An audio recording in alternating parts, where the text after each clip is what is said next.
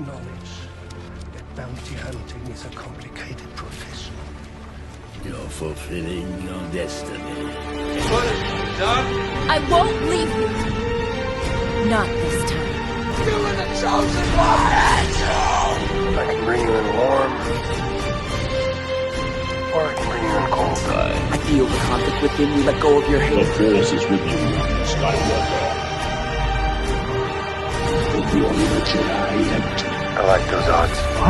My brother Anakin! What fun! I love you! The Force is strong. I'll never join you! Are you a Jedi? Then you will die. What up, nerds? Welcome back to the Nerd Dimension Podcast, Episode 6, the finale of Captain America and the Winter Soldier. What a show. Fantastic. We're going to get into it. Spoiler discussion. Here with me, my co-host David, my co-host Mikey. What's happening, boys? Let's talk about it. How you getting on, Paul? I'm doing good. How you getting on, Mikey? Not bad, boys. Yourself? Aye, I'm well, I'm in agony, but there's been some fun, but we'll not get into it. Let's get into the meat and tatties of this episode. Falcon and the Winter Soldier, or Captain America and the Winter Soldier now. What did you think? Let's get first thoughts. Let's go our first thoughts before we get into chronological order. Who wants to go first? No, John, you go. No, answer. In fact, you know what, right? We've always went first, Paul. You start with us. How about that? Yeah, I'll start. The episode as a whole, this was my favorite episode of the season. And it was a hard tie between this episode and episode 3. It was a hard tie, but I made my tier list. I know you did, Mikey. Did you, David? I think you could just go off the top of your head. Your episode tiered in order. I knew mine right away. I thought so. And I think everyone will know that the episode that will be at the very bottom of the list will be the previous one. Well, you want to do this segment now before we get into the chronological discussion? We'll just get our tier list done and dusted. Yeah. Right. Yeah. Well, little bit of technical difficulties. We're back, getting into the episode tier list. Our favorite episodes in order, from worst to best, in order of 6. 1 being the best, 6 being the worst. Let's get into it. Do you want my list now, Mikey? I give yours in a minute. Right. In number 6, it was New World Order. At number 5, it was The Star Spangled Man. At number 4, it was Truth. At number 3, it was The Whole World Is Watching. At number 2, The Power Broker. Number 1, One World, One People. You want mine then? Yep, you go first. So I'm going to go last to the best. So in 6th place, it was definitely episode 2, The Star Spangled Man. So it was. In 5th place, Power Broker. 4th place, New World Order. That was episode 1. 3rd place was Truth, episode 5. 2nd place was episode 4, The Whole World Is Watching. And 1st place, episode 6, One World, One People. Don't know where else to go with that. So we all agree that the best episode was the finale. Fucking phenomenal. Let's get right into it. We're going to talk chronologically now, David. I'll open it up. You take over. I already mentioned about the start, but we'll just mention it again. We'll just cut out all that previous. So all the police forces and all the different agents and stuff. It's been a bit of time since the end of the last episode. Everybody's took their position. They've surrounded the building. The Flag Smashers are inside. They're playing a trick. We see Bucky arrive. We see Falcon and flying through the air, but we yet haven't seen the reveal of the Captain America suit. David, take us through it. Well, it'd be quite difficult trying to do it chronological because there's a lot happening in this episode, with the different roles. So for me, trying to remember. But from what I can remember, right, we got Bucky walking in. There's one of the police officers saying, "You shouldn't be here." Pulled off the mask, and who was it? David's lady. And you know what? My woman. Another callback to the Winter Soldier movie. Natasha Romanoff used that to pretend she was the Hydra woman at the top. You know what I mean, or whatever. Brilliant. Mikey, your first thoughts on the episode? Overall, it was a brilliant episode. You know what? There was a lot in it. I don't think I enjoyed it as much as you did, considering the video you sent me after you'd finished watching it. I'm pretty sure you were crying, Paul. well, it's no secret now. Everybody knows. I'm devastated. I'm gonna be a father again. What have I done? What have I done? Anyway. Oh, congratulations. Anyway, I've been an emotional wreck the past few weeks, and I've been hiding it for everybody. I've had this weight on my shoulders for about as long as I've had this YouTube channel, because I found out the day before I posted my first video. Anyway, like, any little thing was setting me off. And that episode I thought was very powerful. Very, very powerful. Well, so before I'd found out, obviously, a big news, I looked at my phone on Friday afternoon. Yeah, I just finished work. Got a video for Paul. I'm like, oh, what is this going to be? Is he going to talk me through his edits? Is he going to talk me through? Is he going to show me some? No, it's just a video of him crying. Saying, mate. So I was like, you know what? Let me watch this. You know what? I'm gonna put that video there. I'm fine. Finale was one of the best things ever. So powerful. Wow, it was epic. Oh, I'm a mess. Oh my goddamn mess. Right. Moving on. Let's carry on. Anyway, so it was a great episode. Obviously, I thought that personally, back to this later on when we get to it, I wish there was a bit more. You know what I mean? It was straight into the action, then back and get the emotional value point of it. Straight into the action, and then the rest was just personal. But I kind of wanted for a final episode a little bit more action. Anyway, Davey. Well, you know, I'm glad that if you are to get attacked for it, I mean, I put up with it last week, so it has to be someone different this week. So I'm fine with that one. But overall, it blew me away, you know. And my theory about Sharon, power broker. It was, you know, it was too obvious for me to accept, even though from like episode 2, you thought it's her. You know what I mean? It was pretty obvious. I thought it would be more of a twist from Marvel.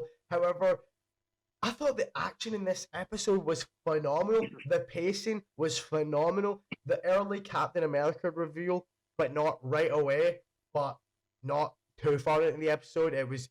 I thought it was just perfect. And the way you just see him flying, throws the shield, window smashes, and he flies in. Boom, and he comes in, and even that one of those GCR guys, he's like that. Who are you? And he's like, I'm Captain America. See the way he says it? I had fucking goosebumps. Fucking goosebumps. I thought there was a lot of action. I thought they tied everything up nicely. All the different storylines, all the different side plots, you know what I mean? I thought everything was tied up in a nice, lovely bow. And I thought they had a phenomenal setup for, I thought it was going to be a season 2 of Falcon and the Winter Soldier. Apparently it's Captain America 4, the movie. It's been revealed. And there's going to be a lot of characters and a lot of things, consequences of what's happened in this show for that movie, and a lot of this show set up in that movie. And I think that's going to be obviously the new Captain America, Anthony Mackie's trilogy of Captain America movies. I'm pretty excited. I thought the episode was phenomenal. But you want to talk more about scene to scene? Who wants to take over? I thought there was a lot of good lines as well. Well, we did jump a bit. But as you said, Falcon flying through, Carly Morgenthau, trying to set up a plot there to stop him. So she calls someone. You're a guy, you're a Canadian American hero. God knows, you keep telling me his name. I keep forgetting. I don't know who he is. George St. Pierre, anyway. Ex-middleweight champion of the UFC, Canadian hero. No, but he's a French Canadian. George Batroc the Leaper. George Batroc the Leaper is his character's name. Yep. Well, in flies Falcon, and in the previous episode that we were talking about when they opened the briefcase with the series, so we were that one, know what he was going to look like before it happened, and the way he looked was phenomenal with the shield on the back as well, and his what was it, flight wing? No, it's still Red Wing. Still Red Wing. Red Wing. So that's alive again, which I'm very happy about. Did you notice that he now has he now has, just like Iron Man, how Iron Man went from the kind of yellow booster from the jets, he now has the blue. I love it. And see the way very McCandon. Exactly. All the vibranium, like, see all the different ways that how they split the characters up, the different action, the different fights.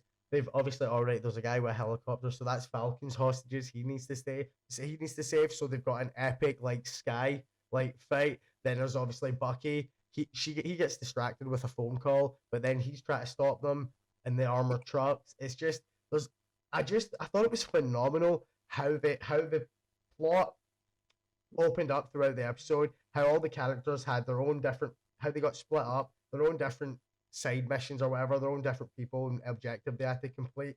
The action, him fighting Patrick the Leaper, Falcon, or Cap. He's not as good as a fighter, but he's got the more tech. Do you know what I mean? And he never finished the fight off. He went after the hostages instead, like a true hero. But Sam makes that line. He's like, oh, maybe I just steal that suit and get a lot of money for it. But what would I buy? And he's like, so a baguette and some French fries.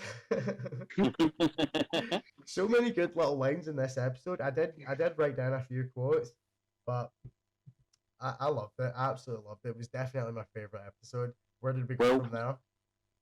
When the kind of little smoke bomb went off, and everyone got taken out the building. Some of them went in vans. Some went in a helicopter. Did anyone feel that what Sharon done to that guy, one of the One World One people, Flag Smashers, with a mercury poisoning thing, attached to? Oh wow, that looked painful. In this episode, Shannon's got more of a body count than any other character in this show. Do you know what I mean? She had some amount of body count in this episode. She killed a lot. She killed George St. Pierre's character, Patrick the Leaper. Rest in peace. She killed Carly. She killed a bunch of other Flag Smashers. She's phenomenal. Her character is really interesting. I didn't give two fucks about her in Captain America: The Winter Soldier, but they fleshed her out now and they've made her interesting. I think the episode was more about the Falcon than the Winter Soldier. The Falcon was doing, the new Captain America was doing a lot more in it, and he was more involved with his big speech. But Bucky was kind of pushed to the side a wee bit. Yeah, he did help with trying to get the van stopped. Trying to help the civilian. I don't know, man. I feel like they juggled it well. See, between Sharon Carter, the Flag Smasher story, John Walker, Falcon, Bucky, Isaiah. Did I miss anybody? I said it last week, there was a lot of stories, a lot of things to tie up, and I don't know, but I think they pulled it off so nicely. They tied it up in a bow great. I thought every character had their part and their time to shine. It wasn't like how I felt when I watched Infinity War, and I'm like, Jesus Christ, why the hell did Cap get 2 minutes? I wanted to see more Cap. I was happy with how much Thor we got in Infinity War. Amazing. But Thor, Cap, and Iron Man, they're my dudes. Know what I mean? When I watched John Walker come into the scene, I don't know what it was, but my God, I was so happy that he was there, and I ended up loving him. Morgan Thor! It's the way he shouted, Morgan Thor! I kept rewinding it. It was, I fucking loved it. I kept rewinding it the second time I watched it. I'm like, the way he says that was so badass. So badass. But as we see, he throws the Home Depot shield. Fucking, you can see it's an absolute mess. It's like a cosplayer's, something a cosplayer whipped up for Comic-Con. And he throws it. She just kicks it away.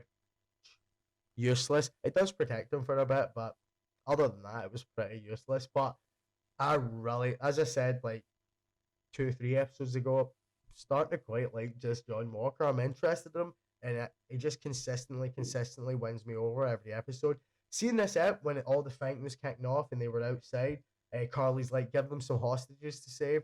She light it up. She sets the armored truck on fire, and she rips off the oil tank from a motorbike, pours it over, and just a rebar just scrapes and sparks it up, and then Bucky's trying to save them, and obviously John Walker's arrived as well, and then Carly like kicks it off, like no, she gets in and drives it off onto like some construction. I see when all that was kicking off, I had a coffee, right? I put it down, I jump up. I was right in front of my fucking TV, shadow boxing and everything, just getting right into it. Then John Walker appears, and it's like, and he's still a bit mental, right? He's still fucking suffering from the loss of Lamar. Oh, we're skipping way too far ahead. He's like that to Morgenthau. She's like that to John Walker. I didn't mean to kill your friend. I only wanted to kill people that mattered. And he's like, you think Lamar's life didn't matter? Then he throws the fucking shield. My favorite episode at the mall, 100%, 100%. Quite funny that he still got his ass kicked. You know, He did. you know, he showed heart. He showed heart. Well, yeah. In my heart, I was rooting for John Walker, but in my back pocket was a betting slip reading Carly and Morgenthau. You know what? I'm surprised though, because I predicted John Walker would kill Carly, but then seeing that moment, he had to make that choice, and his eyes, I was like, come on, John, come on, make the right choice, make the right choice. My missus is just getting so annoyed with how fucking into this episode I was, right in front of my TV, jumping about, and he made the right choice, and see the reveal, and it's just his helmet, and the camera comes up, and it's the way he's holding, and you feel like you're falling, the way the camera's moving, you feel like you're falling with the truck, just that kind of camera trickery. Fan-fucking-tastic. I don't know who directed this episode, but I really appreciate the camera work in this, and he's holding on for his life, then he's holding on with one hand, and he's fighting fucking 2-3 flag smashers off at once. I love him. I love him. Well, the van did get I mean, we have missed the whole helicopter scene, haven't we? Oh, we missed the whole flight scene. Right, let's get back to that. Let's get into it. We've kind of skipped it completely. I mean, Falcon's chasing after the helicopter with the hostages in it. One of them's before he goes to the helicopter, fighting him off. David, before he goes to after the helicopter, he's fighting Batroc, and Batroc's winning. But we're seeing throughout the entire episode, we consistently see what Sam's suit can do, its new abilities and gadgets, and it's like Batroc was the much better martial artist and fighter, but Sam was using his wits and his new tech and stuff. And then instead of fighting him, he throws the shield off the window and it goes right through it. And then he dives off and just flies after and grabs it. And see the way, and it just sticks to his back. Throws it back on. Yeah. 10 out of 10. Totally agree. 10 out of 10. See the CGI throughout the entire flight scene. In the first episode, I was blown away, but there was a couple frames here and there that I thought looked cartoony. In this, I was like, wow. Because it's a nighttime setting, it is easier to make it look more realistic, but I thought it was fucking phenomenal. They talk that first episode flight scene, action scene was incredible. I preferred this though. There was like so much more at stake. The wets, him contacting her on the helicopter, like too good. Even when the helicopter crashed in, like kind of smashed into the other helicopter, and I think they might have been reporters or something. I'm not sure. No, it was the police. And then it's the police chopper. It's a police chopper. Aye. And made the quick decision of Red Wing got in there, grabbed one of them out, and then he got the other one out. Yep. And then when he got down into the like motorway, and the helicopter came right down, he's just like out with the wings. I was just like, wow! Oh, that's right. The wings so and then fast. everyone's looking, everyone's applauding that. He kind of looks and he's like back into it. The shield was like in the middle, and the wings were around everything else. And see as well when all the like big round things were falling off the ship, the big round fucking tunnel looking things. The big pipelines, they were falling off. And then you see him, he does like a corkscrew. The way the wings are shaped around him, he's like a corkscrew spin and uses the boost to get out the water. I was just like, this is fucking insane. Absolutely insane. It was too good. Did you know how you mentioned there, all the people are like clapping and watching? see throughout this episode, I kept getting a mirrored image. I kept getting this mirrored, like, back to not last week's episode, but the episode before, the whole world is watching. It's like the opposite of John Walker with everybody filming. Every bit of action that's happening with Falcon, you keep seeing people they're filming. Do you know what I mean? It really made me think, like, wow, this is shining him. This is Captain America. Everybody's filming the hero. We even see that guy. He's like, it's the Black Falcon. He's like, nah, man, it's Captain America. And it's like, yes. Do you know what I mean? And then he's, well, like, when that armored truck was falling off that bit, and Sam and Bucky had fell off as well and done an epic superhero landing, and that guy's falling with a big girder. The vibranium arm absorbs all the shock, and he just gets it up. It absorbs all the shock. You know, just like Black Panther suit. I thought fucking brilliant. But his superhero landing was one of the best I've seen. One of the best. It was too good. And then that music, and you just see the boost from the jetpack. Sam is the one saving the truck, pushing it from the bottom. So many powerful moments in this episode. So many. Just filled with emotion. A little birdie told me you knew how to fly a plane. A little birdie, aka Red Wing. Oh, it's really cool, isn't it? Quite back in the action, but when that by the you had two little propellers that flew on the truck. That it was like a weird like launch thing, like, well, you know what I mean? Are you talking about on the back of the truck? What Bucky was punching? No. When Sam was holding up the truck, it looked like two little flying things came out of them. It was like little thrusters. Like when Iron Man and Spider-Man Homecoming, when it's the big ferries cut in half. Mm-hmm. It's just like that. The wee thrusters that go on the side of that ferry in Homecoming. Yeah. You know what I mean? And then I mean, Bucky was punching like hell, trying to get that thing off, right? The thing that was stuck to the door, and then finally managed to rip it off. Red Wing just goes off with laser. Just so badass. So Done. Fucking badass, man. He's like, put your earbuds in. A little birdie told me you know how to fly a plane. He's like, we need to time this right. See when he's flying up, and she's like, 5, 4. The intensity, the continuous like thrill, edge of your seat momentum of this episode. I thought, Mike, I don't know what you're on about the action. I fucking thought the action was incredible. He does this like flip as well to add momentum to his shield, and he throws it at the door, and then it bounces off the door comes flying off, comes back to him, and he grabs it, and he just charges through the door, knocks the flag smasher out, and comes out the other side of the helicopter using his shield and the boost. See when he does a charge, like he's not got the super soldier seeing him, so he uses the charge to compensate for what a super soldier's charge would be with it. Fantastic, man. Fantastic. It's not that I don't think, like, I'm not taking away the fact that it was an amazing episode. I'm just being greedy in a sense that I was enjoying the action that much, and then I felt that, it was only a 50-minute episode, so I felt that the short action we got, they put it heavily weighted on it being more personal and intricate between, you know, Falcon, well now Cap, Bucky, Isaiah. You know what I mean? It's not that I'm thinking, oh, it ruined the episode. I'm like Davey last week, where I never seen 5 minutes of Sharon Carter, so I write off the whole episode. It's just right.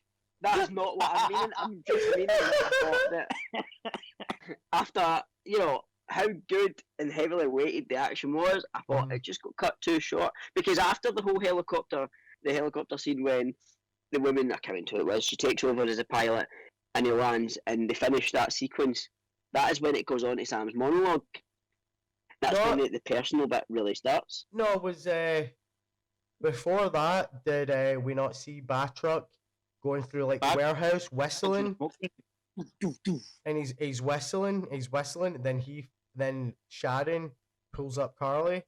No, because you just missed a bit, because when John Walker was fighting off the soldiers the flag smashers when he was pulling up the thing. That one of them was Scully Morgenthau, and they pushed them off, and they all fled down, right? And then the guy Batroc shot down the smoke grenades when the van was secured and all that. Falcon down there, because they nearly got them, and then obviously Batroc shot the smoke grenades, and then Cap uses I'm gonna call him Cap now. Cap uses his thermal sight and like the heat signature and goes after him, and that's when they split up. Cap and Bucky goes one way, Sharon goes, and well, I think Sharon actually just goes and hides, and that's when she catches out. I don't think Sharon wasn't there when they all landed in the middle of that like construction site. She was spectating with other people. It was you had that way where it was like Sam walked forward, Bucky walked forward, US agent walked forward, and then Sam in the middle, and it's them three lined against the other three.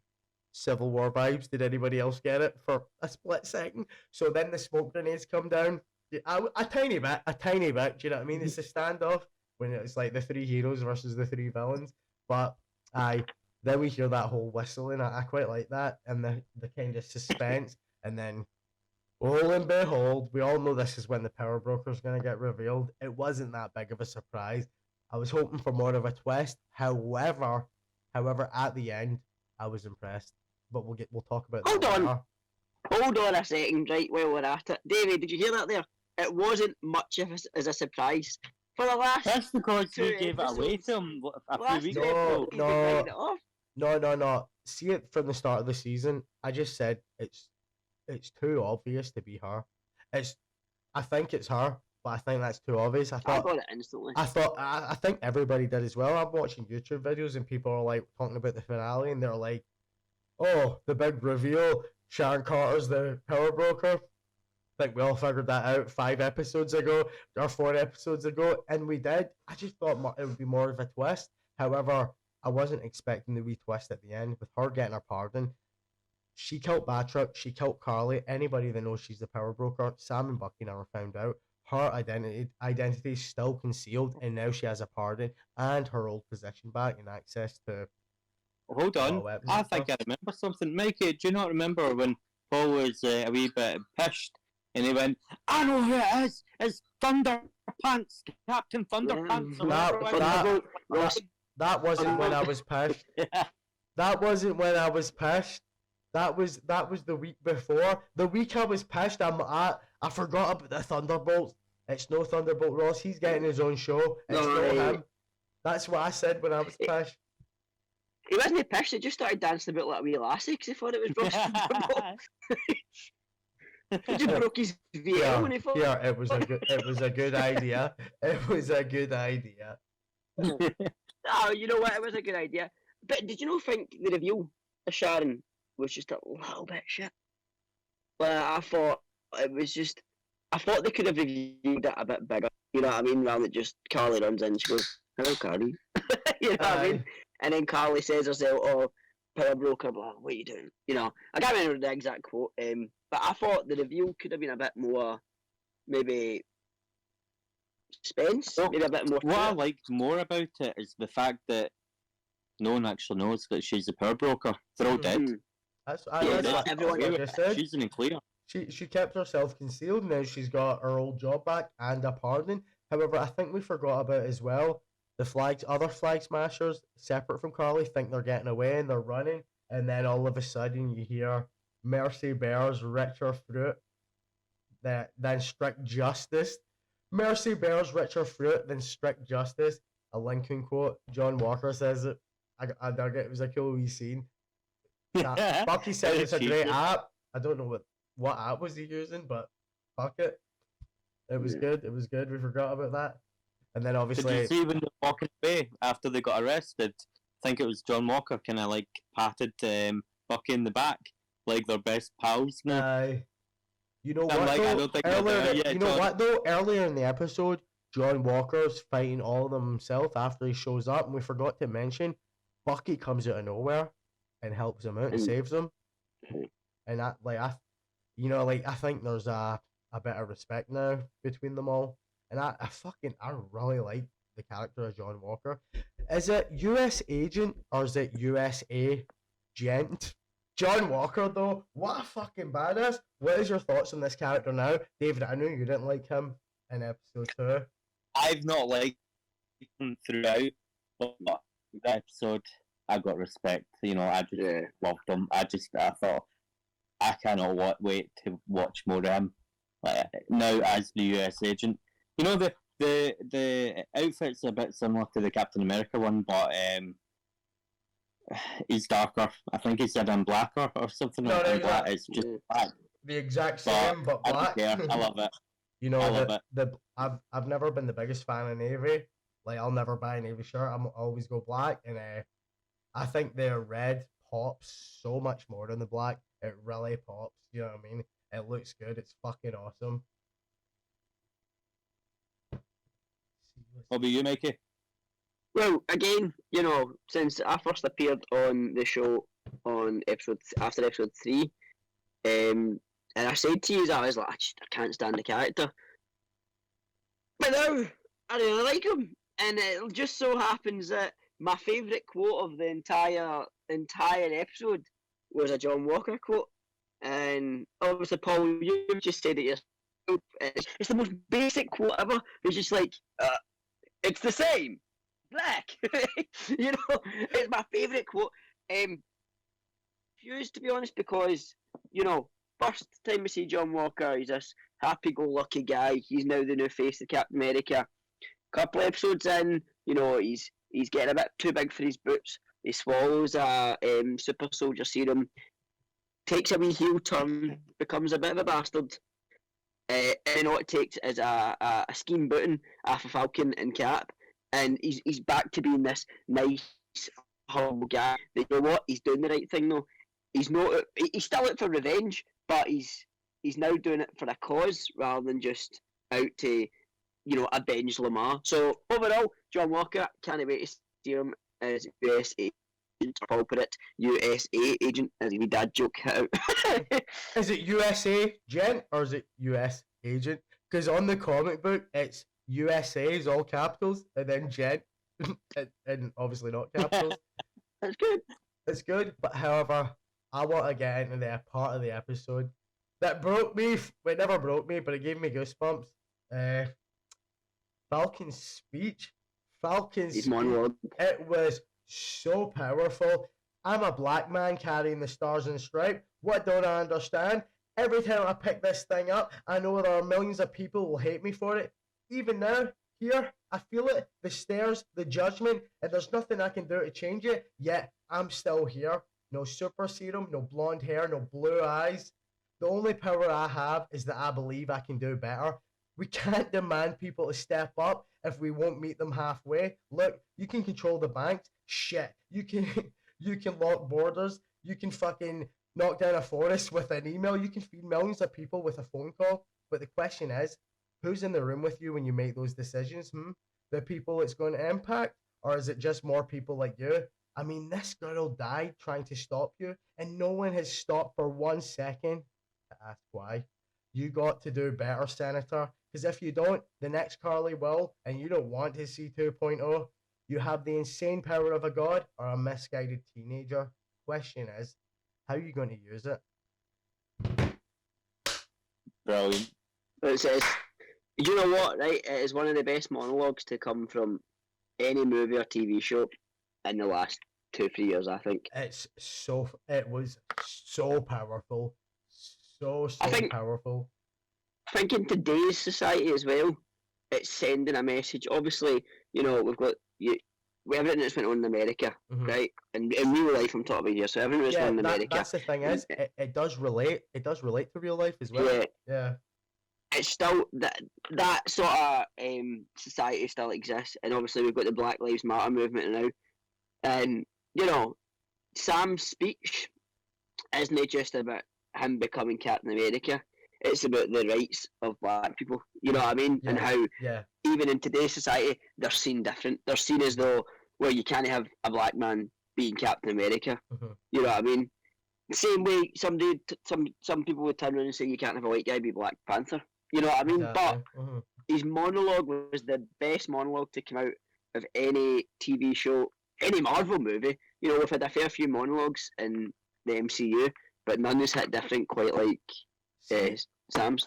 See if a politician in real life or like say a new black president went into office and he said that speech, that would be in history, like one of the most famous videos ever. But it never happened in real life. It happened in the show, but it relates so much to real life, and it expanded the show and the content that it was viewing. You know what I mean? It had a bigger meaning, and I thought it was so fucking powerful, unbelievable. I had goosebumps. I took a couple pictures of them. I'll probably not add them. I can't be asked. Thing is you'll hear it again. You're not see next time you hear that, right? Obviously you'll hear it when you watch the episode, but you'll hear it one day on, like you said, on the news or a clip on Facebook or a clip on Twitter, and it is somebody saying that speech. Mm-hmm. Obviously relate to the life society. You know what I mean? Obviously no one's going to turn around and go, oh, you know, no one wants a black Captain America in real life. Mm-hmm. But you'll hear, I think again what you said, you'll hear that speech from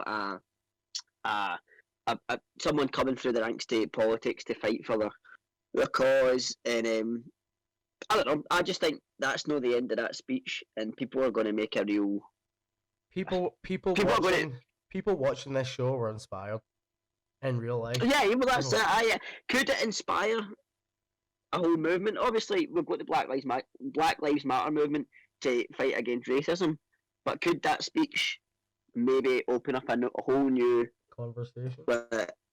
A whole new conversation, whole new eyes, open up eyes to what's actually going on. Because you see it in the episode, and you see how it opens up the eyes of the senator. Mm-hmm. So let's hope that makes an impact. Welcome. Welcome. I know Captain America as the previous Falcon, and fuck the haters. I would love to watch that. I think he's brilliant. No, he isn't. Absolutely fucking brilliant, man. We also see the Flag Smashers getting taken to the raft, and one of the guards. There's two trucks, so I assumed one was a decoy after one blew up. But as they shut and lock the door, he's like the guards like one world, one people. Then he blows up his colleagues. You know what I mean? They escape. There's no news. The world thinks they're dead. We see Zemo reading a book. He's an intelligent intellect, a wise, cunning man. He's a patient man. He's in there chilling. He doesn't seem bothered. He's reading his book, and he hears that news on the radio. Did you get the feeling that he's like, not so sure if that's true? No, that was the thing, right? Because see the person holding the detonator, was that not his little Jeeves guy, his little assistant guy that met him on the plane? It was. I think Zemo set that up. Mate, I never picked up on that at all. See the guy in the car, I totally forgot. I was like, who the fuck is that? Oh my god, David, you're 100% right. It was his Alfred. I kept thinking, who the fuck's that? I never picked up on that at all. And then I went to Zemo, and I just thought that has to be him. I think that is him, and he's kind of like listening to the news and then smiling a bit, you know.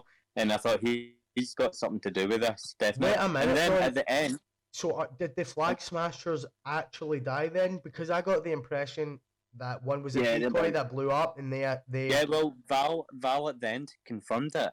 She said Zemo didn't really have anything to do with it, or maybe he did. Maybe I did. She's like, maybe like everything went according to my plan, or did it? Maybe I did. Maybe I did. That way you're just wait. Did she? You know what I mean? It's probably the helmet. What's taking so long? But we are skipping ahead. Sam visiting Isaiah. Very powerful as well. I had another quote. You gotta learn some manners. Exactly. Oh no, I'm skipping way far ahead. Bucky and Yuri. When I broke, that broke me. Absolutely broke me. Oh. I'm just glad he's finally come and said it. He's like, what are you doing here? It's not Wednesday. And then fucking And then fucking, he's like, come in, don't want anybody to phone the police. And then Bucky's like, what's wrong? And Bucky sits down, and he's like, it's about your son. He was murdered. And then with a shaking voice, he says, by the Winter Soldier. And he says, and that was me. And a pure shaky voice. It's just like, why? Because I didn't have a choice. I fucking broke. I broke down so hard. And I sent you that video, Mickey. How did you feel in that moment? And I was, you know what, right? I watched that video. Put that video up here right now. I put it up earlier. Okay, it's here again. No, see when I watched that video, right? I was thinking to myself, like, where could this be? Where could that reaction come from? Because I was like, no way, it's just came for the ending.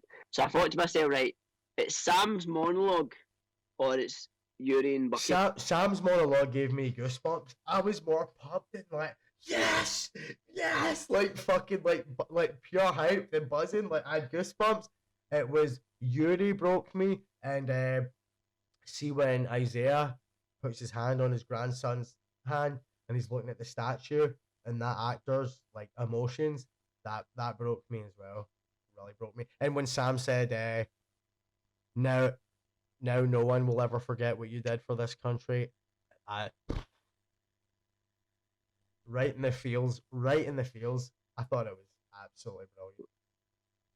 Did you notice as well with it when they were talking to Sharon? Yeah, I'm going back to Sharon. Sorry. And they're talking to her and she's wounded from the shot, and the Chancellor calls Cap and she goes, I think he's talking to you. I was like, they're all acknowledging he's the new captain. Chill. Like that. Literal chill. It wasn't Falcon or anything, it was Cap. Well, and it was well, see, for me, like, it was when Sam said, I'm Captain America. That was it. He was Cap. But it was fully confirmed when he walks up to, after his monologue, he walks up to Bucky and he's like, all I heard was a black guy and some stars and stripes. And then he's like, good job, Cap. Pats him on the back. He's Captain America now. that. He's Captain America now. You know what I mean? Bucky's accepted him as Cap. Yeah, Bucky was always going, I think, but that's why Bucky. Bucky didn't want him to give up. Yeah, that's why Bucky said, why did you give up? And it's always been leading up to this moment. That's why, Steve gave Sam the shield, because Steve knew. Mm-hmm. You know what I mean? When you watch the end game, that sequence for the first time, you're like, what's going on here? And then when you watch Falcon Winter Soldier, the finale, oh, I get it. See when it appeared, Captain America and the Winter Soldier, I had chills. See, and then that was it. This season was finished. That enhanced that scene in Endgame tenfold. This whole show has just added so much that just made that scene mean so much more at the end of Endgame. It's just added so much to it. Somehow sometimes when sequels come out, it kind of diminishes what came before it. This enhances that scene in Endgame where he's like, no, I don't think I will. And he's like, feels like it's someone else's, and he's like, it's not. Steve knew. Steve believed. Steve knew that Sam was the kind of symbol, that hero that could inspire a generation. Like at the start of the series when it was like, hey, it's the Black Falcon. He's like, I'm just the Falcon. He's like, why Black Falcon? Because I'm black. Like, what are you? Black kid? Quite a funny joke, do you know what I mean? And it makes a lot of sense. And I think Steve believed and knew that he had it in him to be that symbol and to go beyond expectations of the norm. You know what I mean? So too, the scientists knew about Steve. Did Steve know about Sam? Yeah. Because when the scientist, when he was dying, after that he gave him the sunlight, he kind of tapped him on the shoulder and then died. like it's got to be in here. So I think that Steve had to pass that on to someone who he felt still had that inside. The same as him. Alright. Yeah. But what did we get the ending that we wanted with the friendship of Bucky and Sam? I think. It wasn't about the ending. It was about the journey, and I love the journey of their bromance. Like just like some buddy cop movies, you know what I mean? It's that restriction, that not working well together, and then that earning the respect of each other. Then that got each other's back in the end. You know what I mean? Like I got that throughout this whole season. They played it really well. I didn't think they rushed. I didn't think they rushed it at all. I think it felt organic. I felt the relationship blossomed. We need to remember the first time Sam ever saw Bucky was they were driving on a freeway. He's got Steve and Natasha in the back of his car. All of a sudden, a fucking hand comes through the roof and pulls a fucking part of the roof up. And he's got a fucking mask and goggles, long hair, and this fucking metal arm. And he's a fucking terrifying, badass agent, the Winter Soldier. Do you know what I mean? That's how that, like, you see Sam's like screams. There was that, I saw the meme where it's like, it showed you, it's like Bucky in the roof, and you just see Sam's face screaming. Do you know what I mean? Like, that was the first time he saw that person. And do you know what I mean? It's like, he's probably still affected by that. He never even had any gear when that was all kicking off. He just had a gun and a fucking green shirt and some denims. You know what I mean? So what was your thoughts on the music choice for the ending? You know what? I can't remember. Remind me. You want me to sing it, do you? When they're all having their good time, having their wee barbecue with the shrimp and all that on, you know, all having a wee good time. Bucky's there holding his arm up. I forgot. I was like, what was the music again? Da da da da. Do you not remember? I thought it was absolutely brilliant. You know what? The first time I was watching it, I was singing it, but I never finished the full episode. The last thing I seen was a US agent putting on his suit, and then you were messaging me, "I'm ready, let's do this and that." So I was like, right, I've remembered enough and watched enough. I never seen that bit again because I only watched up to US agent trying on his suit before I came in and turned this on. And I'm just getting the song here. It was On and On. I can't even think of it in my head how it went. You know what? I'm gonna finish the episode after this podcast. Do I get a copyright strike if I play this? So I don't play it. It's fine, but you know what? It was On and On. It was a great song. I thought it was great. You know what? I can't remember in my head right now how it went, but I just remember being so like giddy and cheering, smiley, like when this was all happening, and Bucky, you know what I mean, holding his arm up. It was absolutely great. You see Sam talking to all the neighbors and that, and like it's just like there's a real like growth for his family as well. Do you know what I mean? And community, he's part of that community, family, community, respecting each other, everybody throwing in, lending a hand to help each other. Do you know what I mean? Like the way considering at the very beginning, we've been watching Bucky sitting on an empty room on a cold floor. Mm-hmm. He's part of a family now. He's part of a community. Yeah. He's there, you know. I mean, he's went from no one to someone. He finished that book that he gave back to the therapist. What's the chances? Apparently that was Steve's book, but then it had his list of names. So did it have Steve's notes in the earlier pages? I don't know, but do you think what do you think the chances are that Bucky and Sam's sister will be together in the future? I mean, probably little, but they did hint at it, but I don't see it. Do you know what I mean? No, I think that was just a wind up Sam. You know, that's what I think. A throwaway joke. Yeah. Like you said in the last episode that, you know, Sam is your vintage. No, Sam, sorry. Bucky is your vintage gentleman. You know what I mean? He was born in that era where men weren't bastards. No offense. He was born that where every man was a gentleman. You know what I mean? And he's just kind of still living that. still lives that life. Because that's how he thinks. It's still the way you speak to, women, and if you watch any movie for that timeline, they are always flirting, and there's that kind of sort of romantic feel between any man and any woman. So I just think I don't think there's anything to come yet. You know what I mean? Me either. Plus, we did see Bucky gazing through the window at the woman he went on a date with while she was there with Yuri, and I'm gonna assume that was Wednesday. Mikey, do you have an assumption to the timeline, how long you think that this episode takes place? I mean, to me, it's like it could be a week, it could be a month. I'm unsure. Do you know what I mean? What do you mean between episode? Do you mean between Truth and or episode 1 to the finale? Oh, are you talking about so from the start until the end? How what period of time does this take place in? Because I'm like, is this a week? Is this a month? I think it might be a fortnight. I tell you something. I tell you something.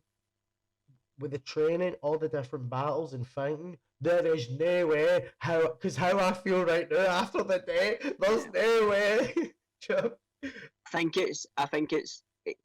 I think we're edging closer to it being a month. And if you just look at the point of being how many times we travel to different countries, how many locations we meet, John Walker's arm being broken and dislocated, then it's healed. And then in the next episode. So, from the start, I think all in all it's a month, because I don't see them the Flag Smashers. I don't see the Flag Smashers plotting all this in a week. I think this is it's every episode. I think is roughly about every episode is 7 days. You know what I mean? So it's just over a month. So every episode happens over 7 days. I think. But then that would be 6 weeks. Could be wrong. But then that would be 6 weeks. No, I know, but that's what I'm saying. That's what I'm saying. I think it's just over a month, like that. A month and a fortnight. So because I was trying to gauge it. I was trying to gauge it because we know WandaVision was 1 week, and that was like, I think that was straight after Endgame. Like a week after. Straight. It was like a week after Endgame, and then a week. Like it was pretty right after Endgame. And then this is apparently like, what was this, April? 7 months after that? Do you know what I mean? No, this was Falcon&TheWinterSoldier was set 6 years after it. No, never mind. I'm thinking so. No, it's set at least a year, isn't it? No, I'm sure it's set a year after. No, it must be, because then they set up the museum for Cap. The museum was always there. The museum's always been there. Like in the earlier Captain America movies. In the Winter Soldier, I missed a trick then. The Winter Soldier, the Russo's brothers' sons cameo. Steve's in the Smithsonian. Yeah. He's got the cap on and he goes, you know what I mean? That's always been there. I think, right, I'm sure WandaVision was a week after Endgame, and I think this is 6 to 8 months after WandaVision. Something like that. I'm not 100% sure. I think maybe in the earlier episodes there might have been something that gave away the timeline. I really can't remember, but in my head, I was talking complete nonsense. See, my head when we're talking about that there, I was thinking about how long between the snap and Endgame. So that was 5 years. So that's why I said that. So that's where I got confused. It could be a couple of months after Endgame, but I do think the timeline, episode 1, New World Order, to the last episode, the finale, is maybe just over a month. Where that it all takes place, just because the locations and everything that happens. So there is a lot going on. I was leaning towards like the month kind of timeline, but I was just curious of your thoughts gauging it, David. What did you think? It's a bit confusing, isn't it? I mean, they did go from Germany to like Slovakia and all that in a truck. Yeah. When they sold the medical supplies and that, and I don't know how many mile that is, a couple of 100 mile or something. But I mean, I could probably do 140 mile in 8 hours. So I don't know. Maybe I think a fortnight. I mean, I'm sure we'll find out. Like, we'll find out at some point. But I think it's time for the ratings. Who wants to go first? But before we do that, Before we do the ratings, can I point out my final thing? Mm-hmm. Sharon Carter court case. I was mentioning that Post earlier. credit scene. That's why I was impressed with her, because I was like, I thought it was too obvious that she was the power broker. I was expecting a bigger twist, but I didn't see this twist at the end coming. Her getting the pardon that Sam promised her in episode 3, and then and nobody knows her identity because she managed to take out the 2 people that did. There, Sam and Bucky never found out. Fucking brilliant. Yep. Batroc tried to blackmail her. He wanted 4 times what she was paying him before. He lost a lot of money. He wasn't getting that money, and now he wants 4 times that, or he's going to reveal who she is. Fucking, she shoots Batroc. Carly shoots her in the gut, and then she shoots her. She shoots Carly, and then Sam. We forgot to mention Sam holding Carly, and the landscape shot and how it zoomed out, and the Captain America suit.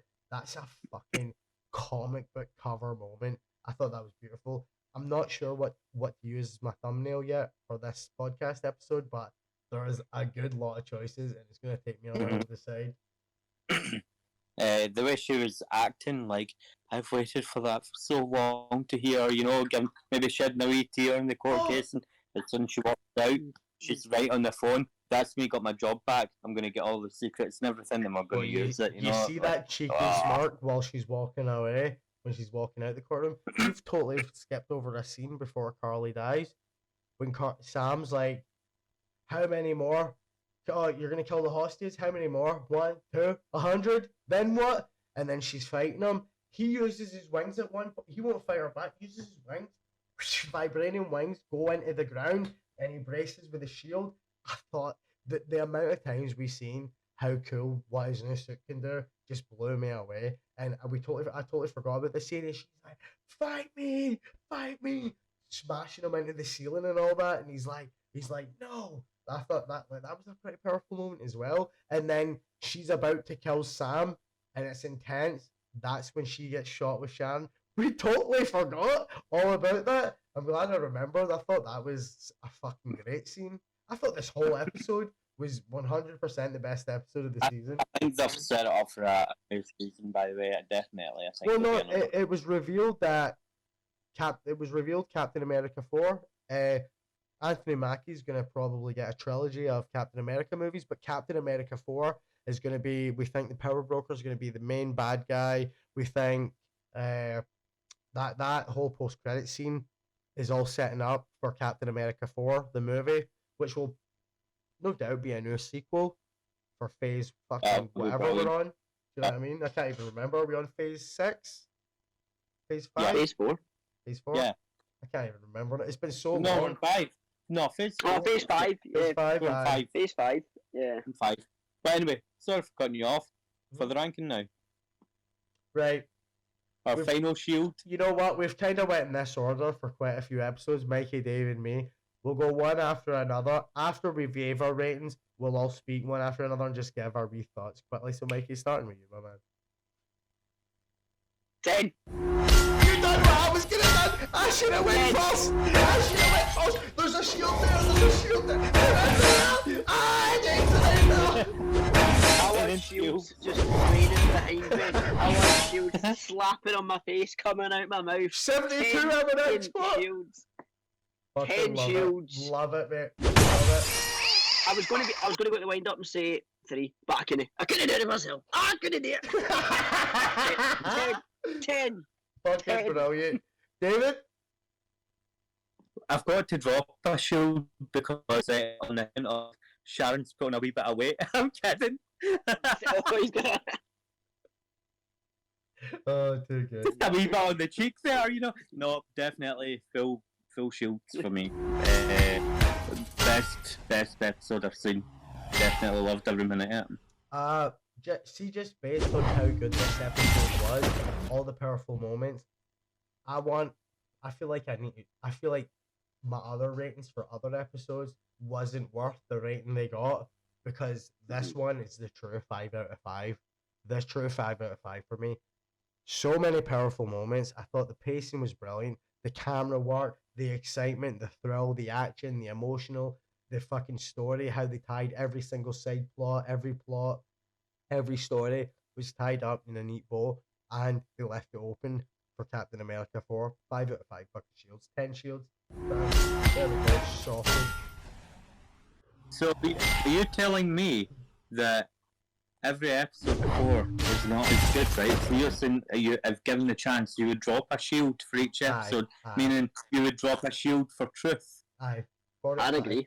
4 out of 5. This episode was on such a like from start to finish. There wasn't a moment I wasn't entertained. When there's been moments in other episodes that, however, like, let's get it moving. This, from start to finish, like, I watched the whole episode more or less basically standing up. I'm shadow boxing. I'm fucking screaming. I've got goosebumps. I'm crying. See, when a piece of art like this show, like, can bring out those emotions in you, to me, that's a success.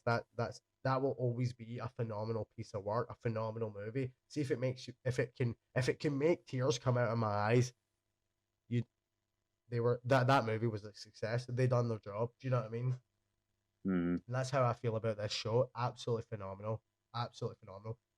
In comparison to WandaVision, I forgot about WandaVision already. It didn't compare to this. WandaVision had 2-3 good episodes. They were all right. I was more into this. WandaVision was tough. It was interesting. I did enjoy 2 or 3 episodes. Majority of the show I did not enjoy. The first 3 episodes I struggled with. I really struggled with. See, on you go, David. No, on you go, Mike. Yeah, because mine will be unrelated. No, I was just going to say, obviously. So going back to what you just said there about, you were like, oh, would you take a shield off the previous episode? So obviously I've said 10, 10, 10, 10, right? But if we kept it in the 5, this was the 5 out of 5. You know what I mean? This was the episode that deserved that stage. You know, obviously I was obviously unavailable for the first 3 episodes of the podcast, so I missed the first. Wait, was it? When did I join? Did I join 4? I joined 3. 4. Sorry, I joined. You joined 3? I joined 3. Sorry, so actually I'm 2 episodes too late. So this is the thing. So as the first episode, you know what? I'd only given that a 3 shields. So I would, even though it's quite high on my list, I'd only given that a 3 shields. The second episode, I would have given it 4. Third episode, I was straight in with the 5. Fourth episode, straight in with the 5. Fifth episode, in with the 5. The only one that I think now that matters in getting 5 out of 5 shields is got to be the finale. Just my opinion. I'd take a shield off every episode to give this episode. No, Mikey, it was episode 4 you came in. Was it 4? Aye. That makes sense. I thought it was 4. It was the whole world was watching. That was the ep you came in. Yeah. In fact, I'm 3 episodes too late. Aye. So obviously, that's my ratings going back to back for the full season. So it's good to know that you take a shield off Truth. You know. Well, yeah, because when you watch Truth now, obviously you thought differently, but obviously for Paul and I and maybe everyone else who had seen a bit of sense and noticed that Sharon wasn't the be all and end all, you know, it was the perfect episode. But there was this episode Sharon, okay? Yeah, it was. This episode is just took everything, and I know I had a bit of criticism earlier, but it's not unhealthy criticism. It's just something that I'd want more of. It could have made it 15 shields, could have gave it 20 shields, give me 100 shields, I'm no caring. You know, but I'd take a shield off of everything just to give this one, the finale, all of them. David, you know what I mean? David, see if you never had to wait a week, like, see if you watched episode 5 Truth, and then as soon as it finished, you're like when you're watching stuff on Netflix, next episode just played, I think you may have had a different feeling about it. I don't know, because for me, I love a good bit of action. I love a good set piece. I love a good emotional character arc. Do you know what I mean? I think this whole series, it gave you enough of everything you needed. I thought it was paced. See, like now that you've got the whole season as a whole, I feel like the whole season is paced out fucking superbly. Do you know what I mean? So it was like, oh, you waited a week for an episode, then you watched that, and like, oh, it was fucking all intense for the first 15, 20 minutes, and then it kind of slowed down a bit. It's like, imagine this is a big movie or a trilogy in the one season. It's a trilogy, 6 episodes. It's like a trilogy of movies. Do you know what I mean? In the one season. Do you watch that?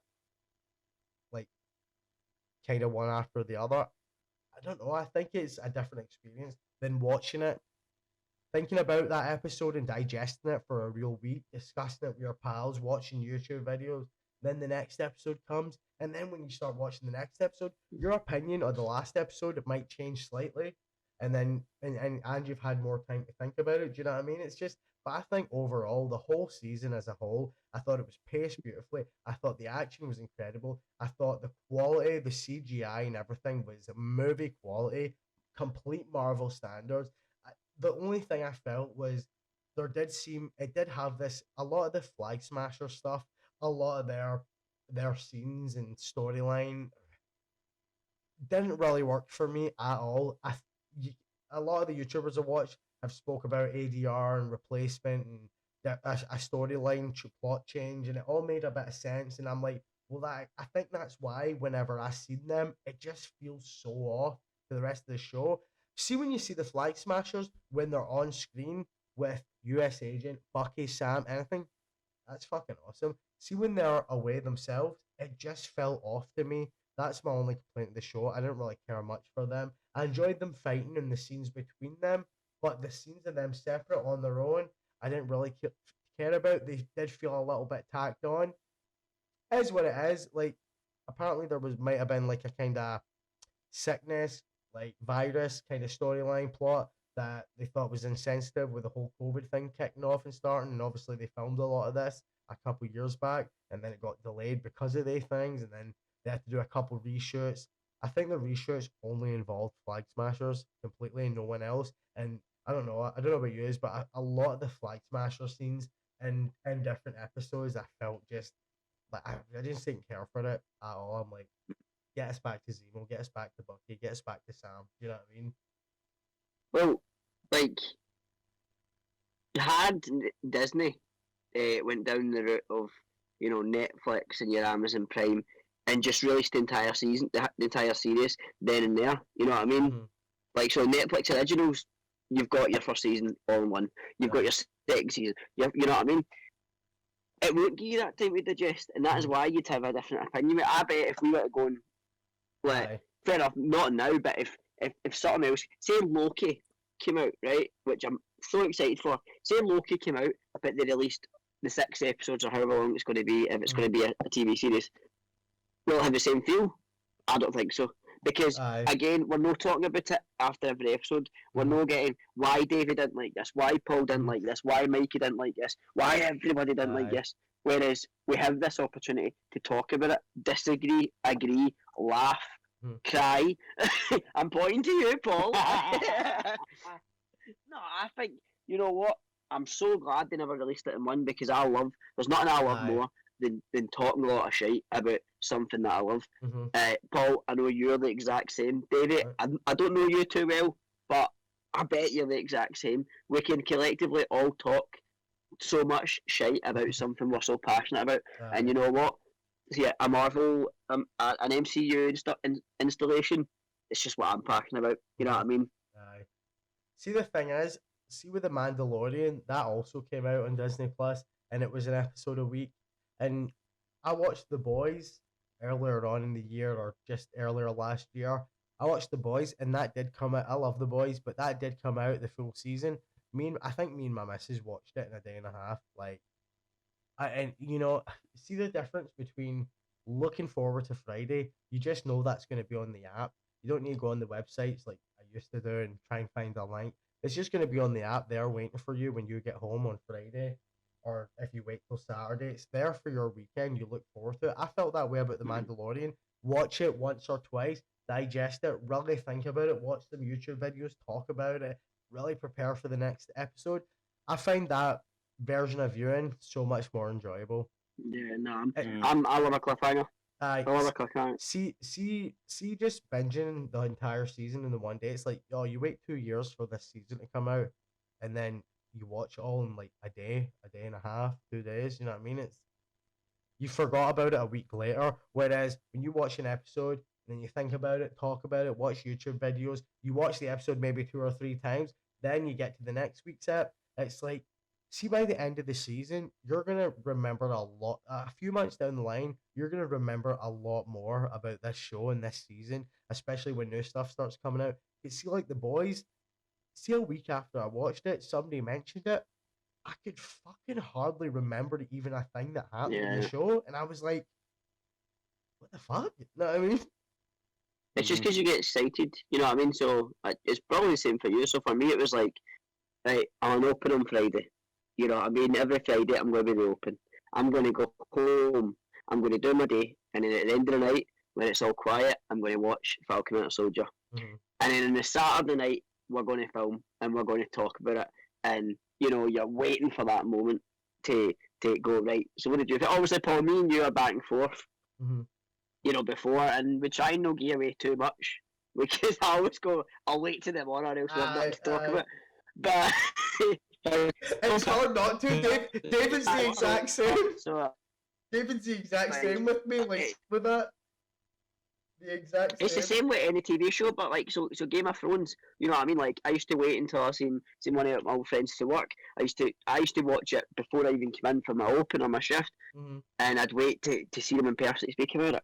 But instead, finished the episode and I'm straight on the phone texting. You know what I mean? There was no podcast, but I'm just straight on because I want to talk about it now. You want to talk about one it? Thing, you want right? to express different ideas and perspectives. One thing on you go, mate.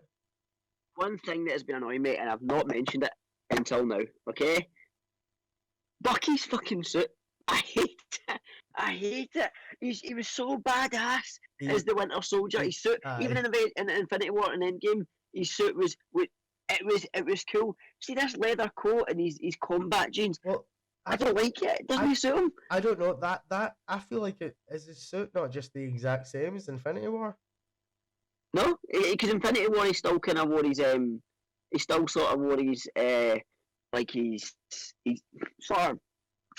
I thought it was the same. Like, I thought it was the same jacket because I've got a Bucky Funko Pop in there from Infinity War, and he's got the vibranium arm and that same like see the way the straps are, the way the big flame comes over.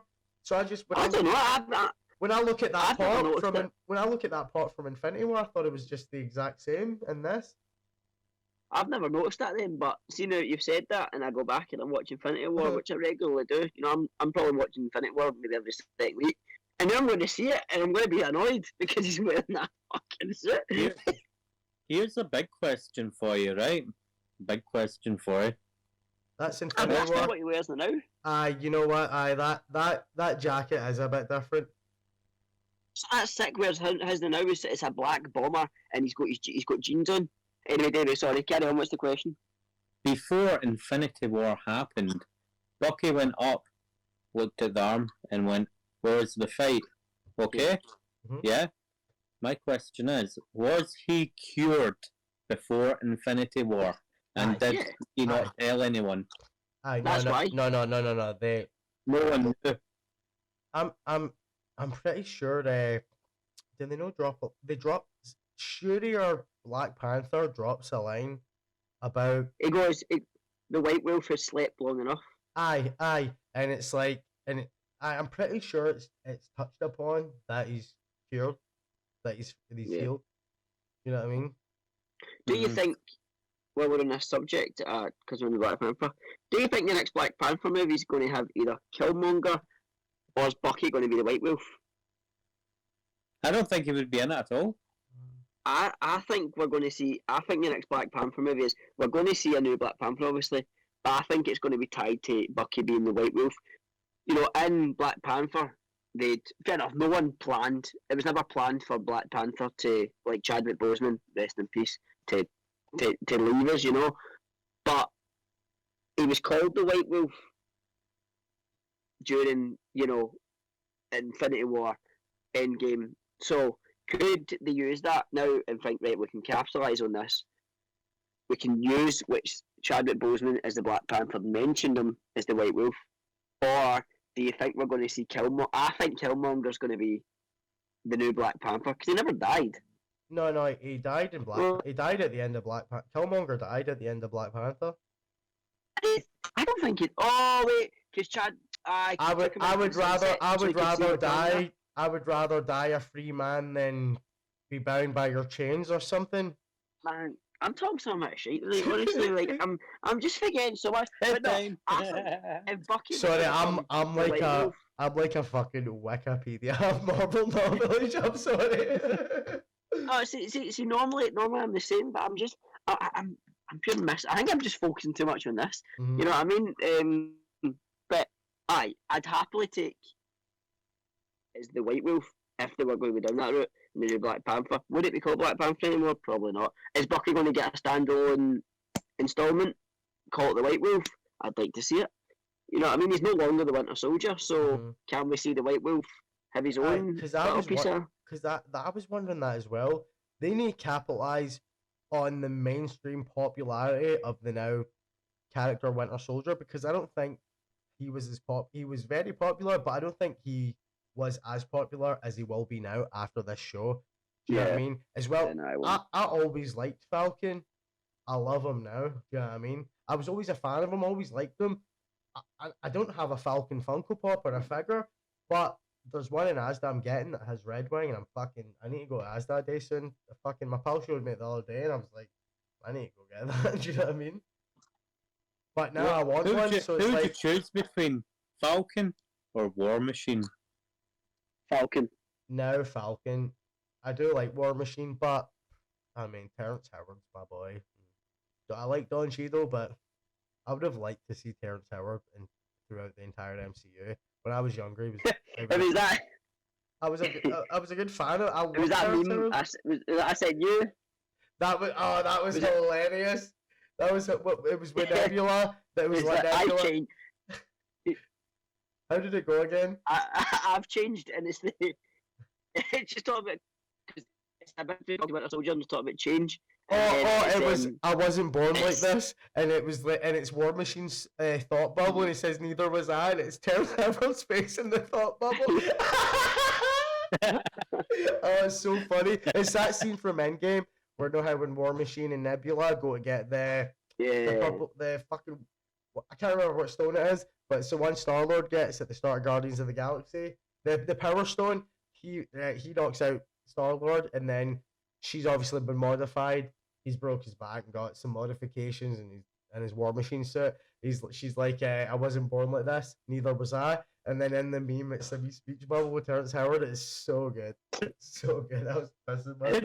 Did you know the way Thanos got the Power Stone was completely different in the comic to how he got it in the movie? He fought a gladiator for it. The gladiator had the Power Stone, right? And he had to use his wits and basically he ended up destroying the planet they were in. And before he'd done that, Thanos got into his ship. So the guy was trapped in space with nothing with a Power Stone. And he said, I'll save you, or you can float around in space for all eternity. But the only way I'm going to let you live is if you give me the Power Stone. And then he gave him the Power Stone, and then he transported him through the beam to another planet and dropped him off. And that's how he actually got the Power Stone. Nothing like what that was in the movie. In the movie, he gets it off Benicio del Toro, the collector. No, sorry, that's a reality stone.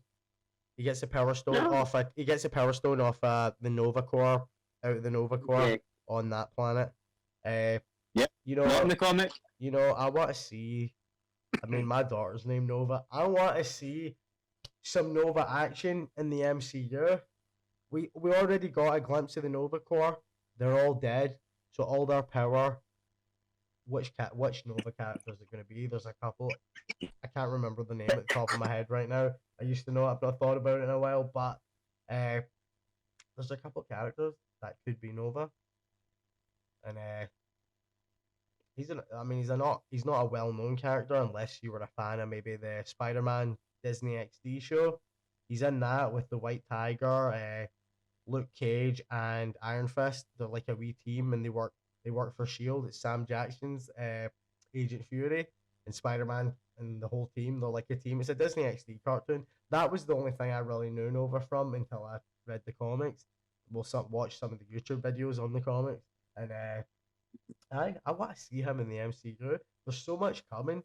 I'm looking forward to the Eternals. I have no idea what to expect, but see what trailer did we get recently? Shang-Chi, Mikey. Tell me, did you watch the Shang-Chi trailer? I have not. Mate, watch it after this. It looks phenomenal. I was going to watch it the other day, and then I realised, oh wait, no, because I was about to click on your reaction of it, and then I thought, no, because I've not seen the entire thing myself. So I think I'll watch it tomorrow. But check it out, mate. See the Guardians of the Galaxy vibe. See the vibes you got for Guardians of the Galaxy. New, unique places and looks and styles. And it was the same with Doctor Strange. Unique styles and something new. That's what this looks like. And I thought the trailer was fantastic. Didn't give too much away. It looked fantastic. The CGI, the quality, the style. All these, you see so many locations in this trailer. And I'm just like, wow, this looks shit hot. This looks unique. Gives me Guardians of the Galaxy, Doctor Strange vibes with a new. And I think the Eternals will be the exact same. We're going to just keep seeing new things away from Earth that are different. Obviously, this new phase is the kind of universe phase. Do you know what I mean? The galactic phase. They're going into space. Like, a lot's going to happen. Are we going to see... You ever been to space? I'll take you to space. Try one of these, man. We'll go to Mars. I'm bloody excited. I don't think there's anything left in this episode we can talk about. Any last words, boys? We'll wrap it up. Been a pleasure. Been a pleasure at every episode. It has been a pleasure. Talking about every episode. Loved every minute. Brilliant. It's been good, Mike. It's been a pleasure having you. We need to come up. Very good. We need to come up with a new podcast and we'll start it. We need an idea. Obviously, we can continue this format with any kind of Marvel that comes out. Do you know what I mean? But, well, when the Loki comes out, we're going to need to think of something like the Cap Shield. What could we use for that? Scepters. The staff. We said the same thing, but I said scepter, you said staff. The scepter, or Loki helmets, or Loki daggers. I like Loki. I like I need my bed. I like Loki daggers. I say for Loki, the Loki daggers. Loki daggers with snakes wrapped around them. I think though, if we're going to do right, if we're to do a podcast, right, we can't obviously keep up with this format because we've got nothing to really talk about. So we should maybe make a new, you know what I mean? But then we can digest into that through the weeks. You know what I mean? But as it stands, it would just still be the Nerd Dimension podcast, just a different topic. Yeah. Do you know what I mean? It's like, right, we talked about Falcon the Winter Soldier, move on to something else. Do you know what I mean? It's still on nerd shit. Before we go, how the fuck did Ben Askren fuck up so bad? How did they fuck up so bad? What is it going to take for somebody to kick the shit out of Jake Paul? It's simple. You need to fight a boxer, Jake. Stop cherry picking these fights. He wants to fight Tommy Fury. Just fight a real boxer that's been in the game. Let's see what you got. I think we should do for the Logan Paul and Mayweather fight whenever that happens. I think we should just do a live podcast, like, and watch reaction to it. We'll just watch it live. Guys, I'm gonna need to go, guys. I'm sorry. Yeah, no, it's fine. Honestly, I need to go as well. Me too. I'm a bit pissed myself. So anyway, on that note, you've been watching the Nerd Dimension. Thanks very much for watching. That was the finale of Falcon and the Winter Soldier, now Captain America and the Winter Soldier. It's been a pleasure just talking about these episodes, spoiler discussions. We're going to end it there. We all had 5 capsules for this app. Forget about the ratings and all the other ones. -1 off them. We'll catch you next time. We love you. Good night.